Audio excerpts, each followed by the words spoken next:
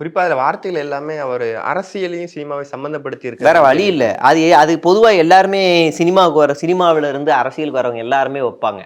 ஆனா விஜயகாந்த் வைக்கும்போது கூட அதுல ஒரு நியாயம் இருந்துச்சு. ம். அவர் வந்து வைக்கும்போது அவர் களத்துக்கு போனாரு. வேட்டிய மடிச்சு கட்டு விவசாய நிலத்துல சேத்துக்குள்ள இறங்குனாரு. பெண்களுடைய நேரடியா பெண்களுடைய கனெக்ட் ஆனாரு. அதுவும் கர்ப்பிணி பெண்கள், அந்த மாதிரியான பெண்கள் கிட்ட போய் அவர் நேரடியா கனெக்ட் ஆனாரு. எங்க அண்ணன் அப்படின்னு கனெக்ட் ஆனாரு. காரணம் என்னன்னா, அவர் களத்துக்கு போனாரு. அந்த கூட்டம் அப்படியே ஒரு மாதிரி பண்ணுச்சுன்னு வைங்களேன். டக்குன்னு விஜயகாந்த் என்ன பண்ணாருன்னா, இப்படி டக்குன்னு துண்டர் ஏழு எந்திரி போட அப்படின்றவாரு.